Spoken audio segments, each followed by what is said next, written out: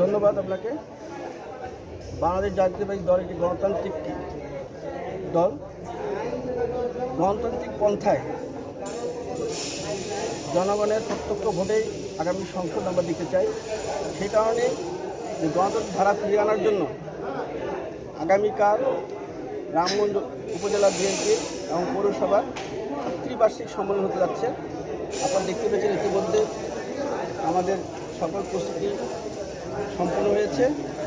ভোটাররা তাদের প্রত্যক্ষ ভোটের মাধ্যমে তাদের নেতা নির্বাচিত করবেন, আগামী রামগঞ্জকে পরিচালিত করবেন এবং গণতান্ত্রিক ধারায় তাদের নেতা নির্বাচিত হওয়ার পর এই রামগঞ্জকে একটি মানবিক উপজেলা হিসেবে গঠন করার লক্ষ্য থাকবে তাদের। কারণ আমার নেতা জনাব তারেক রহমান বলেছেন, আমরা জনগণের হৃদয়ে অবস্থান করতে চাই।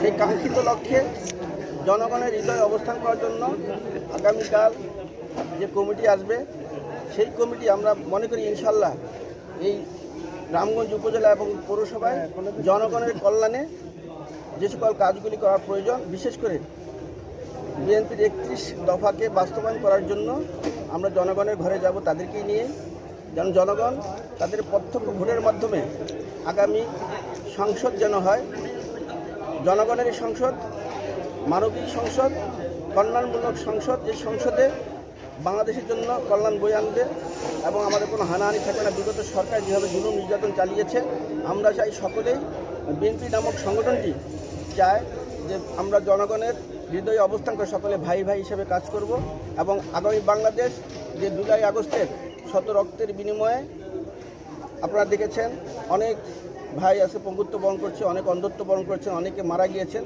তাদের রক্তে সে ঋণ আমরা পরিশোধ করতে চাই।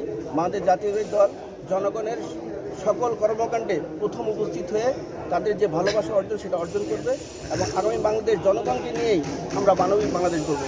জি, আগামীকালকে বিএনপির যে সম্মেলন হতে যাচ্ছে রামগঞ্জের মধ্যে, এটাই মানুষ সেরা। এই মঞ্চ থেকে আপনারা রামগঞ্জ উপজেলার বিএনপি কী মেসেজ দিতে যাচ্ছেন? দেখুন, 17 বছর যে জুলুম নির্যাতনের মধ্যে রামগঞ্জবাসী ছিল, তার থেকে পরিত্রাণ করার জন্য আমরা বিএনপি জনগণকে বলতে চাই, আমরা আপনাদের হৃদয়ে থাকতে চাই। আপনাদের যে কোনো কল্যাণমূলক কাজে আমরা সবার আগে এসে আসবো। আপনাদের সকল সাজেশন আমরা ছিল সেই অনুযায়ী আগামীকালের যে নির্বাচিত নেতারা হবেন তারা সেভাবে কাজ করতে তাদের পরিচালিত করবেন। আপনাদের কাছে জানতে চাই, আপনারা কীভাবে আগামী রামগঞ্জকে মানবিক রামগঞ্জে পরিণত করবেন, কল্যাণমূলক রামগঞ্জ পরিণত করবেন এবং মাদকমুক্ত, সন্ত্রাসমুক্ত, চাঁদাবাজমুক্ত, দখলমুক্ত রামগঞ্জ আমরা চাই।